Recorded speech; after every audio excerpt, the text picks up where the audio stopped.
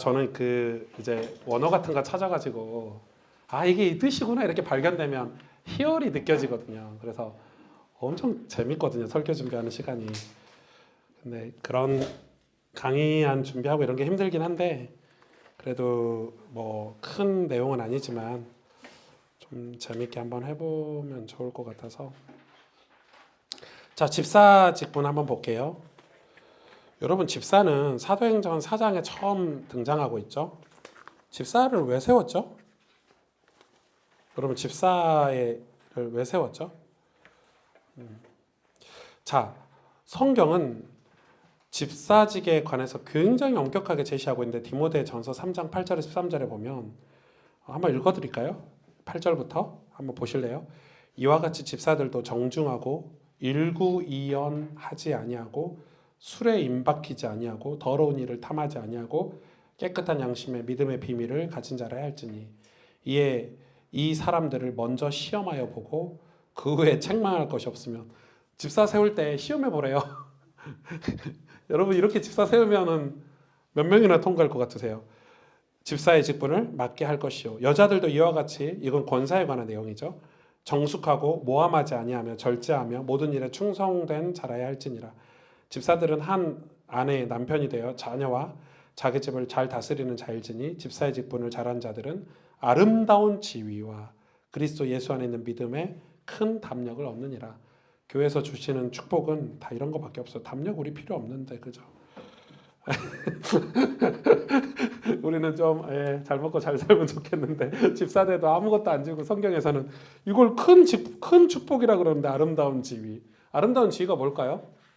나중에 장로 된다 이 말이겠죠. 그리고 그리스도 예수 안에 있는 믿음의 큰 담력. 아까 그런 장로, 성경에서 말하는 장로가 된다 이 말이겠죠. 자, 집사라는 단어는 사실 우리 한문으로 뭐 집안일 맡아보는 사람, 뭐 주인을 잘 돌보는 사람 이러는데 좀 이상해요. 집사라는 단어가. 근데 성경에서는 성경적인 근거의 집사는 좀 다르죠. 어떤 자격 조건을 갖춰야 되는지 집사에 대한 자격 조건을 얘기하는데 이 성경에서 집사는 자비와 자유의 직분이라고 얘기를 해요. 이거는 이것도 칼빈이 정해놓은 건데 이거 임원택 교수님 강의를 들으시면 기가 막힐 거예요. 제가 이거 듣고 와 하고 맞아 이렇게 했어요. 집사가 완전 이해가 됐거든요.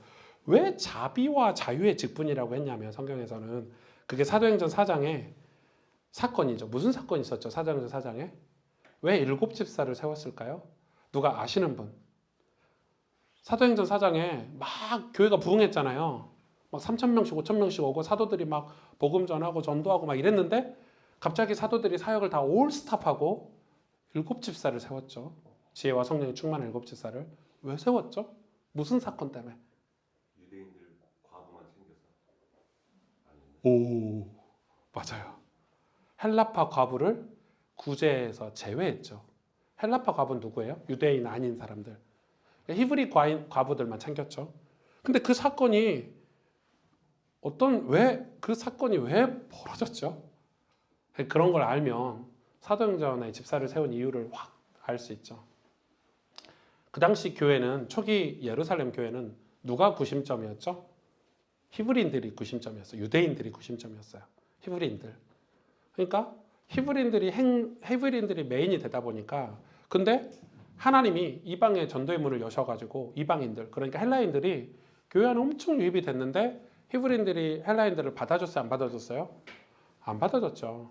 그래서 무슨 교회가 생겼죠? 안디옥 교회 같은 게 생겼죠. 안디옥 교회는 헬라인 중심의 교회죠. 나중에. 근데 초기에는 그러니까 히브리인들이 입장에서는 돈이 헌금이 엄청 들어오잖아요. 당시 헌금은 지금 헌금하고 달라요. 지금 뭐 11조만 해도 진짜 헌금 많이 한다고 생각하는 건데 그 당시는 전 재산을 팔아서 냈으니까. 사도행전 1장, 2장, 3장 보세요. 전 재산 팔아서 냈어요. 그 정도로 구원의 은혜가 막강하던 시기 아닙니까? 내 전 재산 팔아서 내가 교회를 섬기겠다 이렇게 하던 시절이니까 돈이 얼마나 많았겠어요. 그 돈을 유대 법에 따라서 구제 헌금의 항목을 빼놨을 거 아니에요. 그런데 그 구제 헌금의 대상에 헬라파 과부들이 누락된 거예요. 그걸 사도들이 바쁘게 살다 보니까 몰랐는데 나중에 보니까 그것 때문에 소동이 일어난 거예요. 왜 헬라파 과부들은 구제하는데 지원을 해주지 않냐, 구제를 해주지 않냐. 그래서 사도들이 스탑하고 멈춰서서 이 돈을 관리하는 사람들을 세운 게 집사예요. 근데 이 돈 관리인가요, 목적이? 아니죠. 자유, 자비. 예. 구제를 할 수 있고 그 구제를 함에 있어서 프리한 사람들, 내가 히브리인이다, 내가 헬라인이다 해서 얽매이지 않는 그런 자유자들에게 이 직분을 맡기는 거예요. 그러니까 구원받은 사람, 하나님의 백성은 자유해야 돼요. 정당에서도 자유해야 되고 내 출신지에서도 자유해야 되고. 여러분, 목사님한테 전라도 사람이니 뭐 경상도 사람이니 질문하시는 거 예의가 아니고, 목사님들도 자꾸 설교할 때 자기 출신 성분을 말하는 게 좋은 게 아니에요. 왜?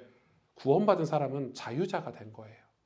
그런 자유하는 사람이어야 뭐든지 예산을 쓸 때나 구제를 할 때 분명한 판단으로, 객관적인 판단으로 예산을 집행할 수 있는 거예요. 그래야 헬라파 과부든 히브리파 과부든 공정하게 구제 헌금이 나가야 되는데, 그게 안 돼서 세운 사람들이 바로 집사예요. 예. 그래서 자비와 자유를 위해 봉사하는 직분이 바로 집사 직분이에요. 그래서 교회에서 재정부를 누가 하죠? 안수 집사님들이 하잖아요. 안수 집사가 집사예요. 집사님들이 하잖아요. 그래서 이 근거로 재정을 집사님들에게 맡기는 거예요. 근데 집사님이 자유하고 자비한지는 모르겠어요. 아무튼 자, 봅시다. 이해가 좀 되시죠? 네.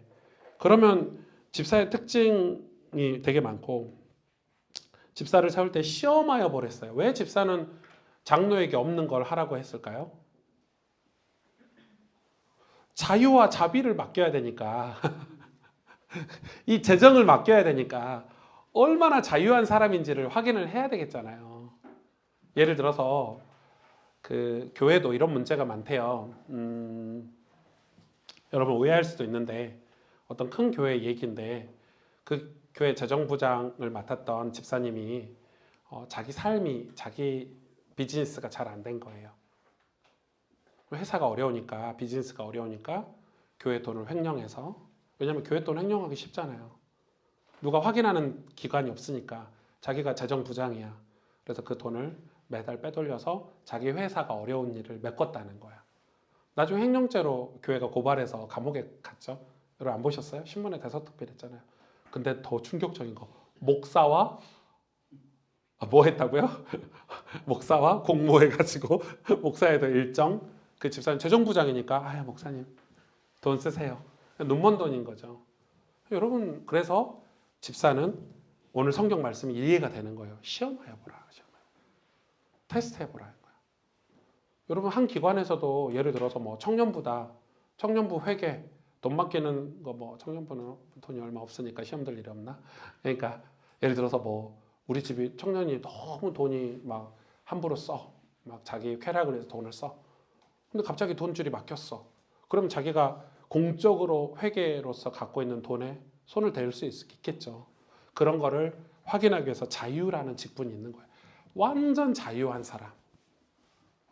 그래서 성품적으로, 인품적으로, 그리고 실력이나 세상에서 직업적으로도 훌륭한 사람을 교회에서는 재정을 주로 맡기는 거예요. 그래서 막 성도들이 시험 드는 분들도 있어요. 왜 재정부장은 저렇게 돈 많은 사람, 저렇게 직장 번듯한 사람만 재정부장 해야 되냐고, 나는 재정부장 하면 안 돼, 이런 사람도 있어요. 그러니까 왜 가난한 사람은 재정부장 안 시켜, 이렇게 하는 사람이 있는데, 성경적인 근거에서는 그게 저는 맞다고 생각이 들어요. 본인이 여유가 있어서 이 돈에 대해서 탐심이 안 생기는 사람이 재정부 일을 맡는 거예요. 그러니까 집사들도 그런 의미가 있어서 자비와 자유의 직분이라고 얘기를 한 거예요. 자, 집사의 자격은 디모데전서 3장 8절에서 12절에 총 4가지로 나눠져 있어요. 도덕적 자격, 신앙적 자격, 개인적 성품, 가정적 자격. 첫 번째 볼까요? 시작. 정중하고 정중하다. 정중하다라는 것은 셈노스라는 헬라어인데 존경할 만하다 이 말이에요. 하나님의 성품을 닮아서 사람들 사이에 그 성품이 드러내는 삶을 사는 사람들. 집사도 하나님의 성품을 닮아서 하나님의 성품이 드러나는 삶을 정중하다 그러는 거예요. 그러니까 이거를 그냥 한글로 국어로 이해해서 말씀을 묵상하시면 안 돼요. 우리는 정중하다는 게 뭐예요? 그냥 뭐 얌전하다 아니면 예의 바르다 이렇게 그게 아니에요. 하나님의 성품을 닮아서 사람들 사이에서 그 성품이 드러내는 삶을 정중하다 이렇게 얘기해요. 빌립보서 4장 8절에도 이 덕목, 이 정중은 모든 그리스도인이 가져야 될 덕목이라고. 그래서 집사에게 첫 번째로 요구하는 자격이 정중하다라고 넣은 것은 이게 얼마나 중요하다는 것을 말해주고 있죠. 행실이. 두 번째는 일구이연 하지 아니하고. 일구이연이 뭐예요? 일구이연 메디로고스라는 단어인데 이거는 두 가지 의미가 있어요. 1차적으로는 어떤 말을 반복한다는 뜻이에요. 일구이연이 반복하지 말라는 거죠. 자, 첫째, 이 반복하다는 의미에 네 가지 의미가 있는데 첫째는 말에 절제가 없는 사람. 말을 계속 한 말 또 하고 한 말 또 하고 이게 말에 절제가 남의 말을 하고 또 하고 재밌잖아요. 뭐 만져서 얘기하면 절제가 없는 사람. 그리고 다른 사람 이야기를 널리 퍼뜨리는 사람. 그걸 일구이연하는 사람들이에요. 두 번째는 뭐예요? 이 사람 만나서는 이 말하고 저 사람 만나서는 저 말을 하는 거라고 써 있더라고요. 그 사전에는. 그러니까 확실한 지식 없이 말하거나 이야기의 맥락에 따라 내용과 정도를 달리 말하기 때문에 생기는 그런 오류를 말하는 거예요. 일구이연은. 그러니까 정확한 정보가 아닌 팩트가 아닌 이야기, 남이 한 얘기를 전달하는 거. 이게 일구이연의 두 번째 뜻이라는 거예요. 반복하다는 뜻이라는 거예요. 세 번째는 거짓말하거나 정확하지 않게 말하는 거, 거짓말 안 하는 거. 그리고 사실을 부풀려서 과장하는 것도 일구이연이래요. 저는 이런 거 좀 조심해야 돼요. 목사라서 설교할 때 조금 과장할 때가 한 번씩 있거든요. 저도 설교하고 나면 내가 왜 그랬지 할 때가 있어요. 저는 그래서 100% 녹취 설교를 해요. 왜냐하면 실수 안 하려고. 제가 개척 초기 때는 얼마나 과장을 많이 하는지 저도 모르게 그런 게 있더라고요. 고쳐야 돼요. 이거는 성경에서 자격적으로 문제가 있다라고 얘기를 하는 거예요. 일구이연이. 그리고 네 번째는 말만 하고 행동으로 옮기지 않는 것도 일구이연에 해당되는 거예요. 그러니까 일구이연에는 이런 의미들이 다 담겨 있어요. 그래서 자기가 내뱉은 말에 행동으로 옮기는 사람이어야 돼요. 사실 여러분 말이라는 것은 마음의 문제잖아요. 마음의 문제이고 이는 더 깊은 곳에서 자리한 신앙의 문제예요. 진실되고 참된 믿음을 가진 사람은 절대 일구이연하지 않겠죠. 예, 그런 거 중요하죠. 좀 넘어가겠습니다. 시간 없으니까. 자, 세 번째, 술에 임박하지 아니하고. 이거 같은 거죠. 술에 빠져들지 아니하고, 술에 중독되지 아니하고 이런 거예요. 술 중독, 일 중독, 투기 중독, 관계 중독, 연애 중독, 포르노 중독, 음식 중독, 게임 중독, 쇼핑 중독, SNS 중독, 유튜브 중독, 낚시 중독, 골프 중독, 등산 중독, 볼링 중독, 테니스 중독, 심지어 종교 활동도 중독처럼 하는 사람들이 있대요. 종교 생활도. 그러니까 인이 박히다는 것은 중독을 뜻하는데 하나님은 이걸 싫어하시죠. 이걸 정말 싫어하십니다. 집사라는 것은 자유한 사람들이에요. 세상에서 나그네로 살 수 있는 사람, 하나님만 바라보는 사람, 천국을 바라보는 사람을 말하겠죠. 자, 네 번째, 더러운 일을 탐하지 아니하고. 더러운 일을 탐하다는 건 뭐죠? 장로직에서는 이거를 뭐라고 얘기했어요? 돈을 사랑하지 않는 걸로 얘기를 했는데 집사는 더러운 이익을 탐하지 않는 사람. 그러니까 아주 저열한 방법을 써서라도 돈을 벌어야 되겠다고 생각을 가진 사람을 말하는 거죠. 뻔뻔하고 부끄러운 줄 모르고 구두쇠 짓을 하는 것도 같은 뜻이에요. 그러니까 집사라는 직분 자체는 구제하는 직분이기 때문에 집사가 될 사람이 베푸는 일에 인색하면 집사 직분을 갖고서도 여전히 다른 사람을 돕지 못할 게 분명하기 때문에 집사를 세우면 안 된다고 얘기를 하는 거예요. 칼빈은 이 집사는 장로들과 교회 행정기관과 싸워서 구제를 늘리는 사람이라고 했어요. 그러니까 이 반대로 가야 되는 거죠. 이게 우리 교회는 지금 약간 반대로 돼 있거든요. 재정부가 더 타이트하고 당회나 제가 더 갖다 쓰려고 하고 근데 이제 반대로 돼야 되는 거예요. 원래는 교회 당회가 장로님들이 타이트하게 가지고 있고 재정을 집사님들이 재정부나 이런 데서 구제연금을 조금이라도 더 쓰려고 막 해야 된다는 거예요. 그게 서로 균형을 이룰 수 있다 이렇게 얘기를 하는 거예요. 아무튼 돈 문제 앞에서는 모든 직분자가 다 조심해야 되겠죠. 더러운 일을 탐하는 걸 조심해야 되겠죠. 신앙적 자격 두 가지. 첫 번째는 깨끗한 양심. 깨끗한 양심. 양심은 뭐예요, 여러분? 예, 시네이데시스라는 헬라어인데 양심이라는 단어는 죄에 대해 분별력을 가진 인간 내면의 기능이라는 단어예요. 죄에 대해서 분별력을 가진 인간 내면의 기능. 이건 다 뭘 주셨어요? 누구에게나 하나님 주셨죠. 모든 인간 내면이 가지고 있는 기능이에요. 뭐에 대해서? 죄에 대해서 분별할 수 있어요. 그런데 죄의 지배를 받으면 그 분별이 사라지죠. 이해가 되세요? 그래서 일반인들도 죄에 대해서 분별할 기능이 다 있어요. 그게 뭐라고요? 양심이에요. 양심. 하나님 주신 거죠. 양심이란 좁게 말해서 죄를 지적하는 심판자이고 넓게 말하면은 뭐죠? 자기 자신이 선한 삶을 살 수 있는 자기 자신을 선한 삶을 살 수 있는 것을 감찰하는 내면의 기관이라고 말할 수 있겠죠. 그래서 집사는 이 깨끗한 양심을 가져야 된대요. 여기서 깨끗하다. 디모데 전서에는 선하다, 선한 양심, 착한 양심, 깨끗한 양심 다 같은 단어죠. 디도서에는 더러워진 양심이라고 또 디모데 4장 2절에는 화인을 맞은 양심이라는 표현도 있죠. 양심이 화인도 맞고 더러워질 수 있다 없다? 있다. 이 기능이 마비될 수도 있다. 그래서 이 깨끗한 양심을 유지하는 게 굉장히 중요한데 깨끗한 양심은 뭘로 유지할 수 있죠? 선한 양심은 디모데전서 1장 5절을 여러분 그 옆에 적어 놓으세요. 청결한 마음과 선한 양심과 거짓 없는 믿음에서 나오는 사랑이라고 기록하고 있죠.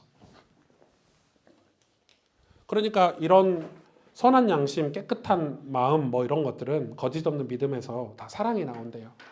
그러니까 이게 중요한 거예요. 선한 양심이. 예.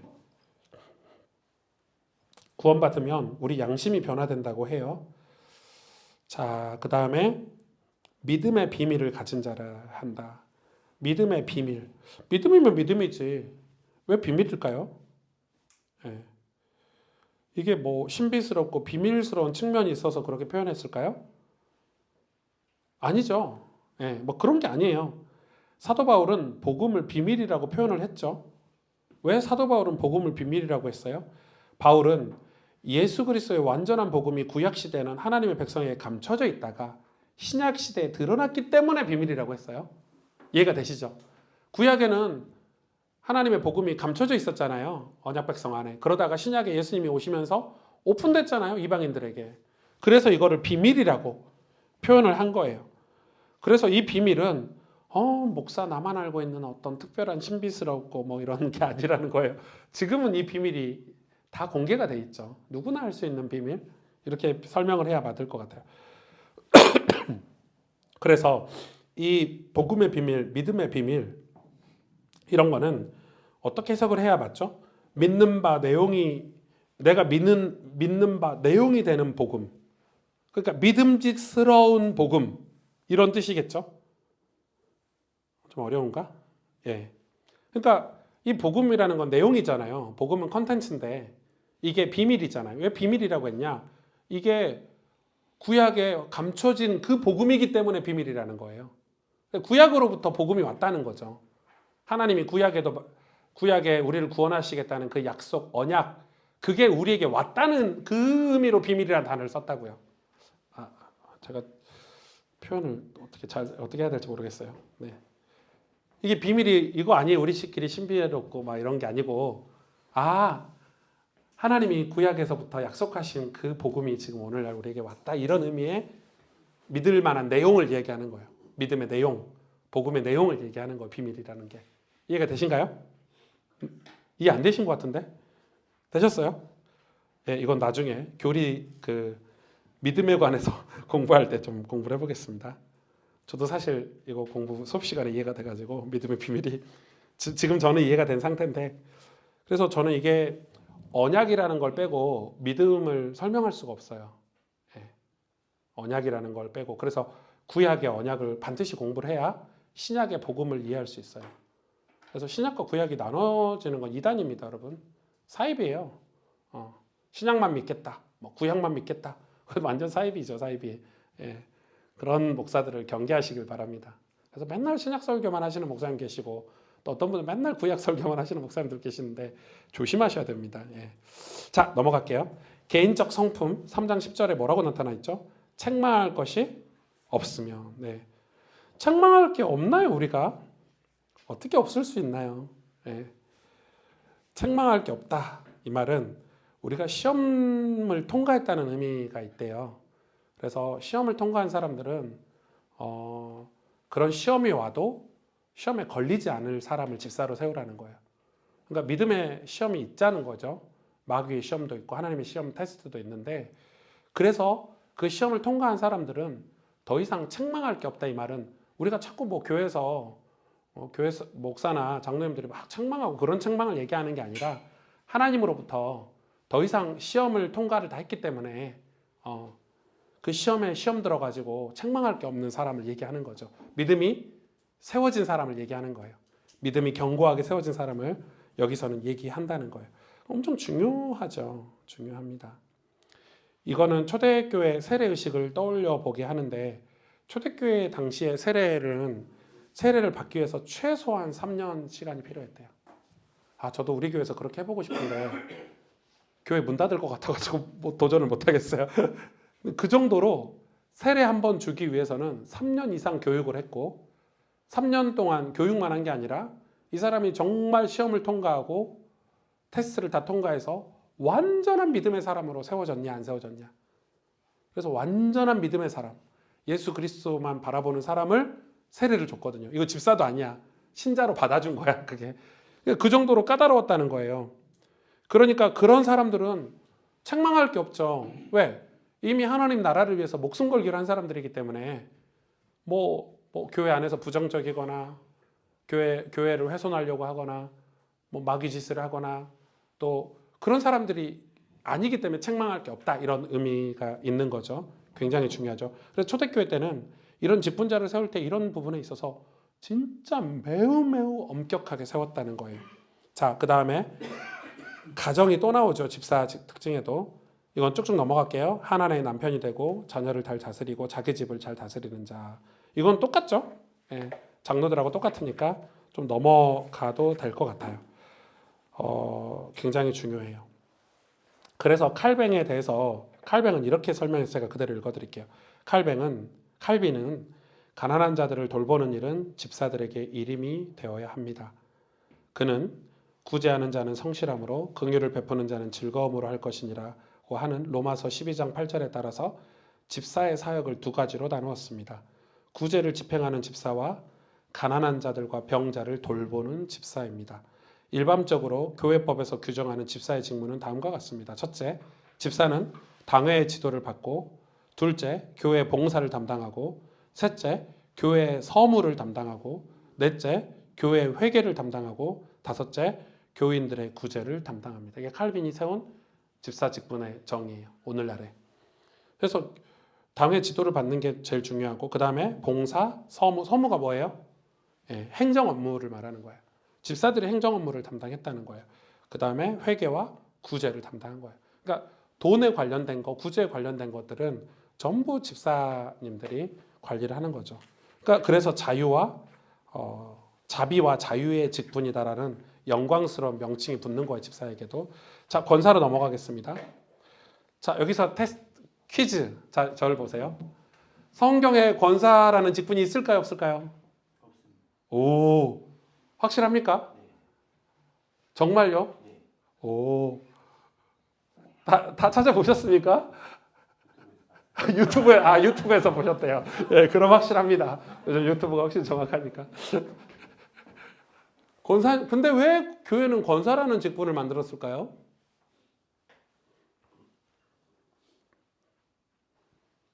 우리 권사 직분이 되게 중요하잖아요, 한국 교회에서는. 미국 교회도 권사라는 직분이 있나요? 예, 심지어 침례교는 장로라는 직분이 없고 남자도 권사예요. 감리교는 미국 감리교는 장로가 없어요. 다 권사라고 해요, 남자들도. 그래서 예전에 우리 교회 한번 왔잖아요, 남자 권사님. 그래서 어떻게 해야 되지? 이걸 어떻게 해야 되지? 남자 권사가 온 거야. 감리교는 남자를 권사로 세우니까. 네. 뭐 루터란 이런 데는 그런 직분을 잘 안 세우는 교단이고 교단마다 직분에 관한 좀 이해도가 좀 차이가 좀 많은 편이긴 해요. 자, 구약에는 여성의 직무가 있을까요, 없을까요? 없죠. 왜냐하면 구약은 여자를 전면전에 내세우지 않은 시대예요. 구약에는 그 어떤 여자, 그래서 구약에도 하나님이 우리에게 힌트를 주시는 거예요. 여자도 언약 백성은 하나님이 사용하실 수 있다. 여자 사사들, 그죠? 여자 사사들, 뭐 계통의 그리스도의 계보에 들어가 있는 여자들. 이번에도 십보라가 나오잖아요. 여러분, 하나님이 모세를 쓰시는데 모세만 쓴 게 아니에요. 그 십보라를 쓰셨어요. 중요할 때. 그러니까 하나님은 자꾸 여성을 세우시려고 해요. 왜? 언약 백성은 다 쓰신다는 개념이거든요. 근데 왜 하나님이 그게 느리죠? 그 당시 문화나 전통이나 그 사회 규범이 여자들을 세울 수 없는 사회예요. 그래서 하나님이 그걸 합리적으로 역사적으로 풀어가시는 거예요. 신약시대 때 빵 푸셨잖아요. 하나님이. 노예제도 누가 풀었어요? 하나님 푸셨어요. 처음에 노예제도를 인정하시는 것 같은데 인정하시는 게 아니에요. 그 시대를 인정하시는 거고 나중에 하나님이 노예제도 다 푸셨죠. 여러분 교회가 다 해방운동 다 했습니다. 독립운동, 해방운동, 인권운동 다 교회 성경을 근거해서 믿음의 사람들이 했지. 믿음의 사람이 없었으면 해방운동 자체가 없어져요. 피 흘리고 싸우는 것도 미국의 남북전쟁도 다 크리스찬들이 한 거잖아요. 노예제도 때문에. 지금 이거는 굉장히 중요하긴 한데 권사직을 이해하기로 하면 자 읽어볼게요. 여사사나 여선지자가 있기는 했지만 하나님이 한시적으로 그들을 세우신 듯한 인상을 지을 수가 없죠. 구체적으로 그들의 직무가 어떠했는지는 공적으로 천명하진 않아요. 그런데 신약시대로 넘어와서는 교회는 여성의 역할을 매우 중요하게 다룹니다. 실제로 예수님의 제자들 가운데 여제자들도 많았어요? 안 많았어요? 엄청 많았습니다. 특히 초대교회에서 여성도들의 역할은 중요했죠. 그래서 사도는 여자들, 과부, 늙은 여자, 젊은 여자에 대한 지침을 엄청나게 많이 기록해놨습니다. 사도들이 여자에 대해서 이렇게 많이 기록해놨다는 것은 그 당시에 교회에 여성의 역할이 커졌다는 거죠. 대표적인 게 디모데전서 5장, 디도서 2장 같은 거죠. 거기 보면 여자에 관한 사도들의 입장을 다 알 수가 있어요. 공부하면은 우리가 시간이 없으니까 좀 넘어갈게요. 그래서 권사직은 사실 성경이 직접적으로 언급하진 않지만 이러한 여성들에 대한 규정들을 근거로 하여 교회사적으로 메모해 놓으세요. 교회사적 필요에 의해서 세워진 직분이라고 볼 수 있죠. 처음에는 이렇게 시작을 했대요. 2세기 후반에는 터툴리아누스라는 사람이 교회 과부들 있잖아요. 그 당시에는 남자들이 전쟁에 가서 일찍 죽고 이러니까 신앙이 좋은 과부들이 교회에서 먹고 살아야 되니까 그런 사람들을 교회에서 교회 일을 할 수 있게 주는 거예요. 이해가 되세요? 이 사람들 우리가 과부를 구제를 해요. 근데 남편이 없어. 근데 그 당시 여자들은 돈을 벌 수가 없는 구조잖아요. 그래서 교회에서 구제 헌금을 지원해 주는데 그럼 이 사람이 너무 고맙고 감사해서 교회를 하고 싶어. 근데 교회는 남자만 하는 거야. 그런데 터툴리아누스가 그걸 풀어준 사람이래요. 그래서 신방 갈 때 같이 가고 교회에서 식사 봉사도 하고 그래서 그런 문화가 생긴 거예요. 그러니까 제일 처음 교회에서 권사의 역할을 시초가 했던 사람들은 다 과부들. 근데 지금의 과부하고 좀 다르죠. 지금은 돈 많이 받고 이혼하고 이런 과부 말고 그때는 진짜 믿음이 좋은데 남편들이 전쟁에 가서 죽거나 그러면은 먹고 살 길이 없잖아요. 그래서 교회가 신앙 좋은 과부들에게 구제연금을 줬는데 그 사람들이 교회 일을 하기 시작한 거예요. 쉽게 말하면. 그걸 교부들이 열어주기 시작했어요. 그래서 3세기에 가서는 명부에 올라간 과부들이라는 그래서 이 과부들에게 무슨 일을 시켰냐면 기도해라 교회 와서 남편이 없는데 할 일이 뭐가 있어. 그래서 교회를 위해서 기도해라. 병자를 간호해라.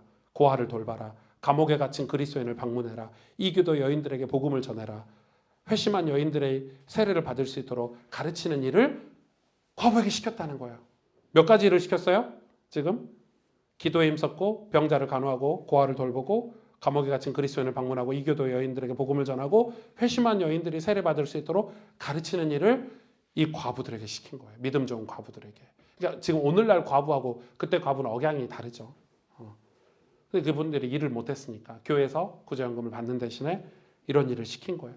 그래서 당시에 자료에 보니까 이상규 교수님이 하시는 말씀이 과부들이 교회에서 밤마다 모인 게 철야 예배의 근원이 됐대요. 시작이 됐대요. 나는 이해가 확 되는 거예요. 그런 자료를 보니까. 주배가 남편도 없죠. 그러니까 교회에서 교회 봉사하다가 모여서 철야기도 하고. 그래서 권사님들이 철야기도 하는 게 지금은 맞아요, 틀려요? 틀려요. 집에 남편도 있고 애도 있는데 왜 교회에서 잠을 자냐고. 집안 다 팽개쳐 놓고. 지금은 철야기도 하시면 안 돼. 그러나 내가 혼자 돼서 너무 외롭고 힘든데 내가 하나님을 의지해야 되는. 그러면 교회 와서 기도하시라 이거야. 이해가 되시죠? 제가 이전 교회 보면 권사님들이 집안일 다 팽개쳐 놓고 맨날 교회 와서 기도하고 사역 전도하러 다니고 집에 가면 남편들이 교회 이름 언급하면 안 되고 그놈의 교회 어디 교회인지 내가 가서 다 부셔버리겠다고. 왜냐면 부인이 맨날 돌아다니니까 자기 아이들 공부도 안 시키고 밥도 안 해주고 돌아다니니까 그건 믿음 좋은 게 아니에요. 이 당시 배경에서 보면은 이제 이해가 되시죠? 권사님들이 어떻게 생겨났는지. 존 스토트 목사님 아시죠? 영국에. 존 스토트 목사님은 디모데전서 5장 9절에 나오는 과부의 명부라는 단어에 대해서 이렇게 해석을 해놨어요. 도움이 필요한 과부가 아니라 봉사할 수 있는 과부를 위한 것으로 보인다. 자, 이건 조금 더 발전된 해석이죠. 예. 과부의 명부, 이제 과부의 명단인데 이거는 도움이 필요한 과부가 아니라 봉사할 수 있는 과부. 그러니까 실력 있는 과부라는 거죠. 교회에 필요하고 도움되기 때문에 교회가 이런 직분을 맡겼다. 이렇게 필요한 거죠. 사실 저 같아도 아무리 구제연금을 준다 해도 아무나 기도시키고 아무나 뭐 감옥에 갇힌 그리스도인에게 보내고 이교도 여인들에게 복음 전하고 할 수 없잖아요. 그렇죠? 그러니까 스토트 목사님은 이걸 해석을 뒤집은 거예요. 교회가 도와주는 사람을 세운 게 아니라 교회에서 봉사할 수 있는 실력 있는 과부들을 위한 것 같다라고 해석을 다시 한 거예요. 그러면서 그는 스토트 목사님이 이렇게 말했어요. 사실 이상적으로는 건강과 체력이 허락하기만 한다면 도움을 받는 자들과 봉사하는 자들은 같아야 할 것이다. 기독교의 구제는 결코 수혜자를 비하해서는 안 된다. 오히려 그들의 존엄성을 증진시켜야 한다. 그렇게 볼 때 여러분 디모데전서 5장 9절에 나오는 과부의 명부는 섬기는 자의 명부인 것이 분명한데 그들 가운데서는 도움을 받을 자들도 있었을 것이다 라고 얘기를 하는 거예요. 이제 그렇게 우리가 해석을 하는 거예요. 자, 그러면 정리를 해볼게요. 보통 목사, 장로, 집사를 성경적 직분이라고 부르고 권사는 헌법적 직분이라고 부릅니다. 권사는 무슨 직분이요? 헌법. 왜요? 성경이 목사, 장로, 집사를 직접 명시를 한데 반해 권사는 성경이 직접 명시하지 않지만 권사는 성경에 암시되어 있고 교회사적 토대에 근거하여 교회 헌법에 명시한 직분이기 때문이에요. 그래서 우리는 이러한 헌법적 직분을 받아들이고 있고 이 직분에 따라서 권사직은 집사직과 비슷한 맥락으로 파악되거나 장로직과 집사직이 부분적으로 섞여 있는 직분으로 여기고 있다라고 기록되어 있어요. 미국 교회사에서는 권사직을 나이가 든 여집사라는 개념으로 이해도 했대요. 나이가 든 여집사를 권사라고 이해를 했는 게 이거는 미국 문화가 맞는 거죠. 아까 장로님 말씀하신 게. 그래서 깜짝 놀랐습니다. 아까 장로님 그런 말씀하시길래.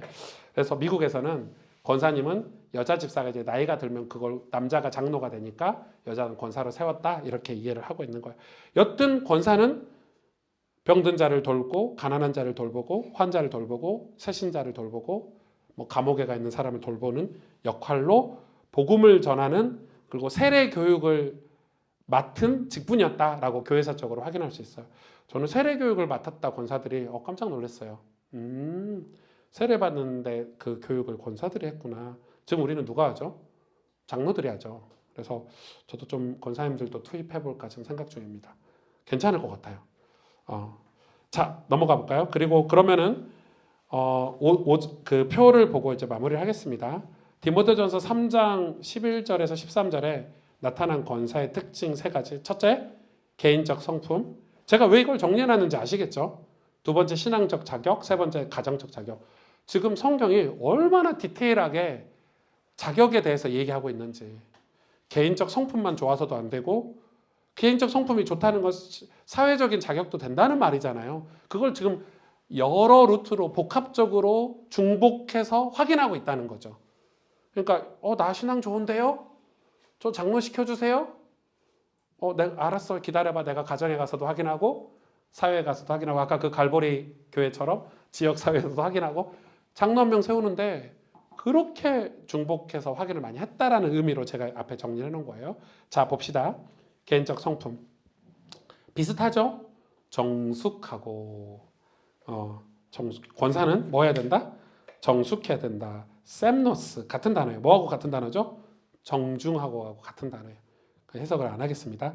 근데 왜 정중하고를 같은 단어거든요? 왜 정숙하고라고 해놨을까요? 잘 모르겠어요. 그냥 원어는 같아요. 셈너스 정중과 정숙이 여자여서 정숙이라고 해놨나? 아무튼 똑같습니다. 예. 거룩한 삶의 태도를 항상 견지하고 있는 사람이죠. 자, 두 번째는 모함하지 아니하며. 예. 모함하지 않는다는 말은 사탄이 한다는 말이죠. 왜요? 모함하지 아니한다는 단어가 뭔 단어인 줄 아세요? 깜짝 놀랄걸요? 메 디아볼로스예요. 메가 디아볼로스가 뭐예요? 사탄이잖아요. 그러니까 모함하지 않는다는 말은 메 디아볼로스, 사탄과 반대되는 단어예요. 사탄스럽지 않다는 뜻이에요. 모함. 여러분 모함은 엄청 사탄이에요. 사탄. 모함이란 단어가 사탄이란 단어, 디아볼로스 악마라는 단어를 그대로 갖다 써요. 모함이 얼마나 안 좋은 건지 아시겠죠? 저도 회개합니다. 예. 다른 사람을 참소하고 고발하고 헐뜯는 행위. 모함하면 안 돼요. 사탄이 하는 일이에요. 그거는. 다른 사람 참소하고 고발하고 헐뜯는 행위. 집사는 여기를 일구이연하고 비슷하게 놨죠. 근데 권사는 여자는 모함하지 않다 이렇게 얘기를 하는 거예요. 왜냐하면 집사는 돈과 관련된 일을 하기 때문에 사무적인 일을 하기 때문에 일구이연하기가 쉽고 그리고 여자들은 권사들은 그렇지 않고 권면의 일을 하거나 기도를 하고 또 신방을 하기 때문에 모함하는 일을 할 수 있기 때문에 그러는 거예요. 그래서 성경이 얼마나 디테일해요. 우리가 신방하는 여자 전도사들이 모함하기 시작한다고 생각해 보세요. 집집마다 찾아가서 담임 목사 모함하고 막 누구 모함하고 이러면은 파괴력이 심하죠. 그 파괴력이 심합니다. 미국의 제 친구 교회에 그 여자 전도사님이 한 분이 사임해서 나가셨어요. 사임해서 나가셨는데 그 전사님이 이제 하는 사역이 뭐냐면 우리가 다 아니까 이 성도들한테 이제 개인 사역을 다 하잖아요. 여자 전사님이니까 가서 이렇게 얘기한 거예요. 이렇게 그 주일 말씀을 풀어서 이렇게 해주는 척하면서 하는 얘기가 우리 목사님이 복음 메시지가 좀 희미한데 내가 조금 더 잘 풀어줄게. 내가 우리 본부의 설교를 조금 더 잘 풀어줄게 이렇게 한 거예요. 근데 내가 좀 경제가 어려우니까 내 교통비 주면 내가 매주 올게 이렇게 해가지고요. 성도들한테 돈을 얼마나 많이 받았는지 고급 세단 렉서스 타고 다녔다고 하시더라고요. 그래서 사역을 그렇게 모함하면서 하는 거예요. 우리 담임 목사님은 아직 복음이 희미해 이러면서 그래서 내가 말하는 게 진짜 복음이야. 그러니까 성도들이 그게 현혹이 돼요. 그래서 그 전사님 오는 날만 기다리는 거예요. 그 전사님이 집에 오는 날, 복음 듣는 날. 주일날은 그냥 교회 가는 날. 그래서 그 전사님이 사임을 해서 나갔는데 성도들이 동요가 있어요, 없어요? 교회가 휘청하죠. 휘청하죠. 그래서 그거를 이제 나중에 이렇게 다 파악해 보니까 돈이 누구한테는 30만 원 받고 정기적으로 누구한테는 얼마 받고 아예 그 계좌표를 만들어서 여러분 교회라는 곳은 교회다 헌금을 하면 교회가 돈을 관리해서 교육자 사례비, 교통비, 목양비, 도서비 그게 다 지급하는 게 정상이에요. 근데 개인적으로 사역해서 물론 저도 신방 가면 목사님 식사하세요. 밥값 줘요.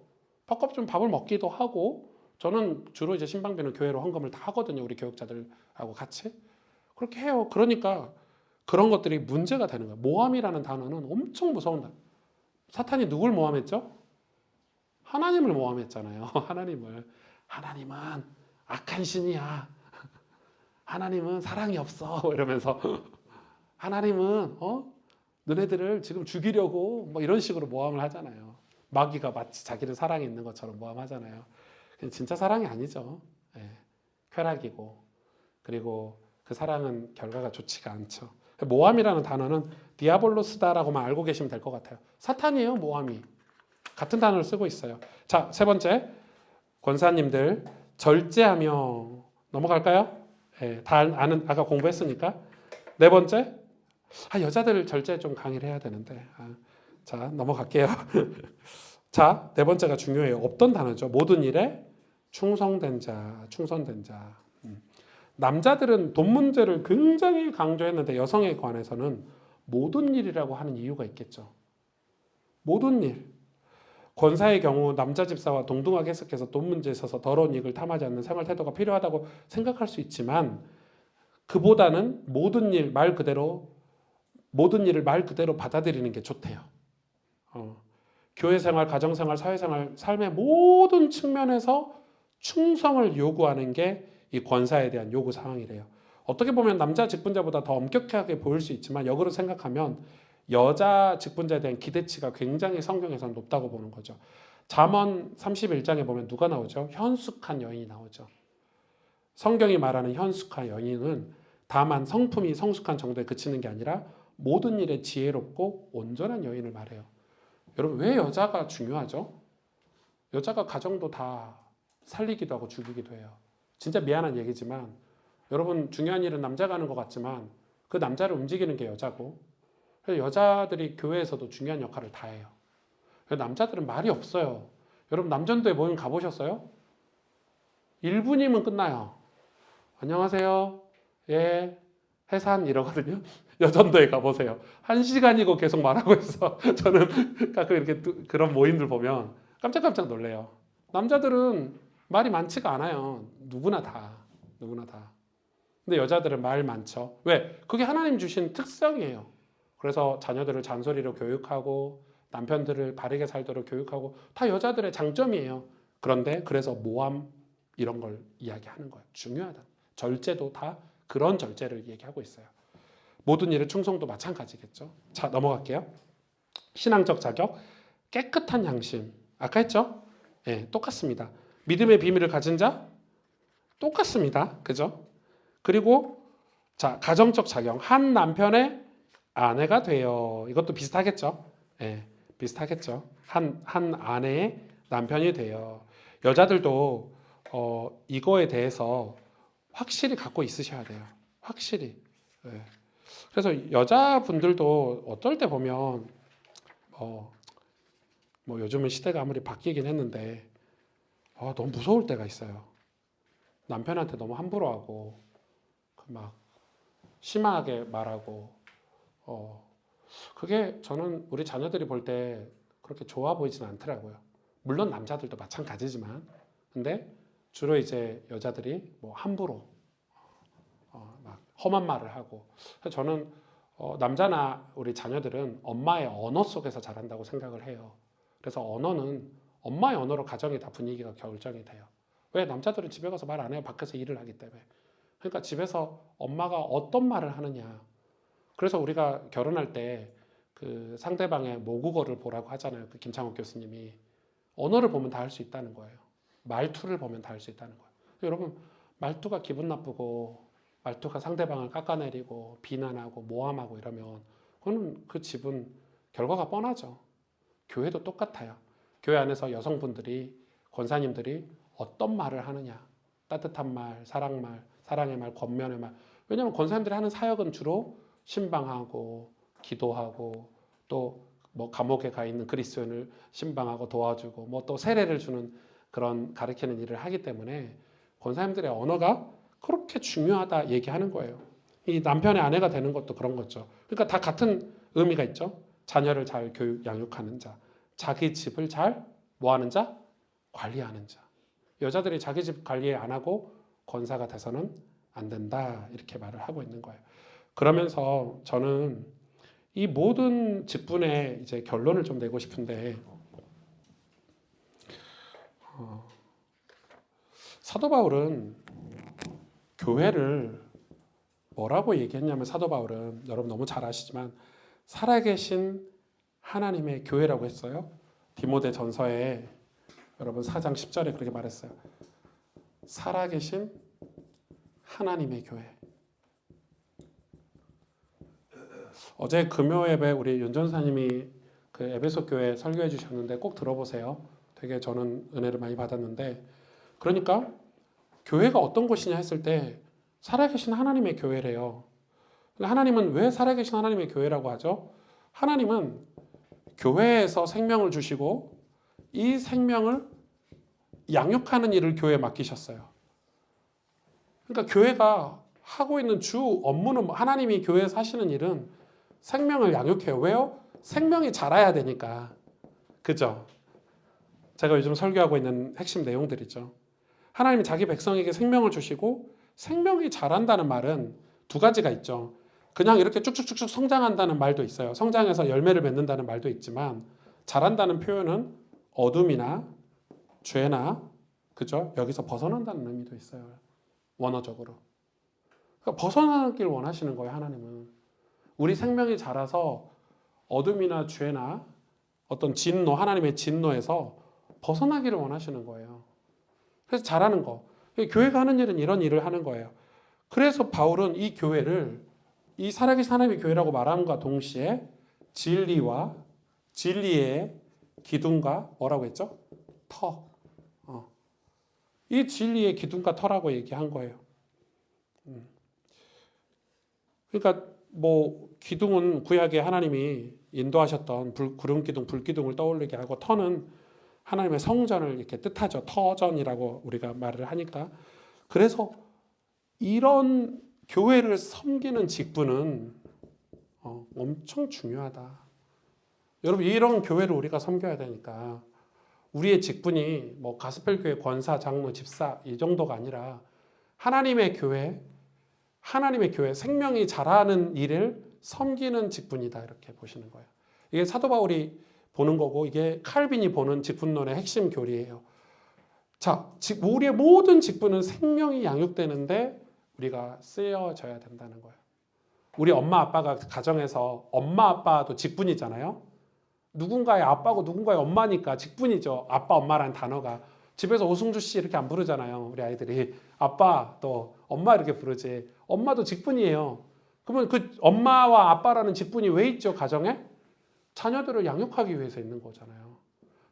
자녀들을 양육할 권세를 주었잖아요, 아빠라는, 엄마라는 직분에. 국가도 마찬가지예요. 대통령이라는 직분은 백성들을, 국민들을 양육하라고 준 거예요. 잘 올바르게. 그러니까 그것처럼 교회의 직분은 장로, 집사, 권사 이런 직분들은 전부 교회를 섬기기 위해서. 근데 뭘 섬기는지 우리가 잘 몰랐어요, 그전에는. 근데 오늘 공부하고 나니까 우리가 왜 이렇게 경건해야 되냐. 지금 오늘 제가 강의한 모든 내용을 한 단어로 딱 모으면 경건이고, 내일 선교사님 놀랍게 설교 제목이 경건이에요. 저 깜짝 놀랐습니다. 제가 이미 강의안을 준비했잖아요. 그래서 내일 선교사님이 설교 초안을, 아니 원고를 목요일날 주셨는데, 목요일날 저녁에 주셨는데 보고 깜짝 놀랐습니다. 경건이에요. 아마 재밌을 것 같아요. 그러니까 직분자들이 경건한 이유는, 이 경건을 해야 되는 이유는 우리가 이 일을 하기 때문인 거예요. 목적이 분명한 거예요. 그러니까 생명을 주시고 하나님이 교회, 생명을 양육하는 게 교회의 일인데, 이게 하나님의 교회가 하는 일이고 진리의 기둥과 터에서 하는 일인데, 그런 일을 맡은 직분이 우리 권사님, 장로님, 집사님, 그리고 목사, 저도 포함되죠. 그런 직분인 거예요. 그래서 뭐 경건에 대해서는 제가 설명을 하지 않겠지만 오늘 시간이 없으니까, 그래서 이 직분론은 그런 의미에서는 엄청 중요한, 그래서 제가 제목을 하나님의 교회와 영광스러운 직분, 그리고 마지막으로 에베소서 3장 17절에서 19절을 제가 왜 이 본문 말씀으로 썼는지 한번 찾아보겠습니다. 이거 읽고 마칠게요. 에베소서 3장 17절에서 19절.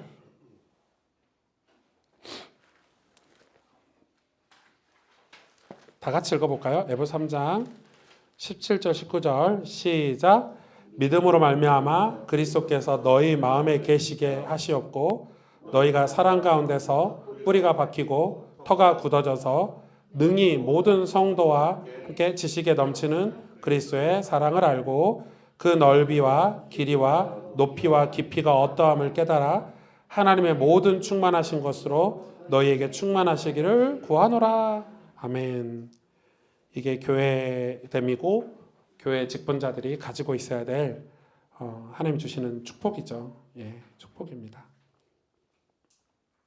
우리 속사람을 하나님의 능력으로 강건하게 만들어서 우리 마음에 항상 그리스도께서 계시게 만들고 그 사랑으로 뿌리가 내려지고 터가 굳어져서 모든 성도와 함께 지식에 넘치는 그리스도의 사랑을 알고 넓이 깊이 높이 깊이가 어떠함을 깨달아 하나님의 충만하신 것으로 우리에게 충만하게 되는 것, 하나님의 영광을 보는 교회. 저는 저희 교회를 통해서 하나님의 영광을 보고 싶고 또 그 영광을 보는 직분을 여러분이 우리 영상을 보고 계신 우리 장로님, 집사님, 우리 권사님들이 꼭 그래서 우리 교회 장로님들도 많고 권사님, 집사님들도 많은데 이 직분에 대해서 제가 막 교회에서 잔소리는 하진 않지만 이런 강의를 꼭 들어보시고 아, 직분이 이렇게 중요하구나라고 성경에서는 직분을 이렇게 말하고 있구나라고 이해하고 있다면 우리가 그 다음 포지션으로 넘어갈 때 우리가 하나님 앞에서 우리가 기도하면서 넘어갈 수 있지 않을까 하는 마음으로 오늘 강의를 했습니다. 질문 있으신가요? 질문 받겠습니다.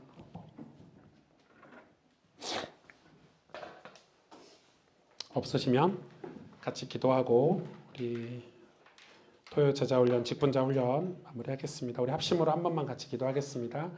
하나님, 하나님이 세우신 교회 가운데 우리에게 직분을 주셨는데 이 직분을 영광스러운 직분으로 만들 수 있도록 저희들을 키워주시고 저희들을 이끌어주시고 인도해 달라고 우리 합심으로 한번 같이 기도하겠습니다.